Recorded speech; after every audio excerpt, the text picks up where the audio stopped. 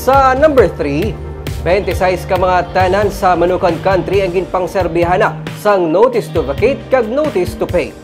Isa-isa ginserbes ang katapos ang City Legal Office Enforcement Team ang mga notice to vacate pati na notice to pay sa 26 ka mga nag-aarkila sa mga stall sa Manukan Country kaina sang aga.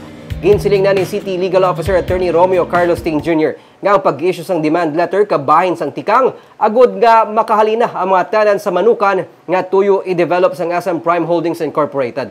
Hulyo 5 ang deadline ginhatag sa ila para magbiya sa Manukan. Ang mga tanan sa natalana kuntani magabalihin sa temporaryo nga pasilidad sang Assam nga yara lang sa atubang sang daan nga Manukan.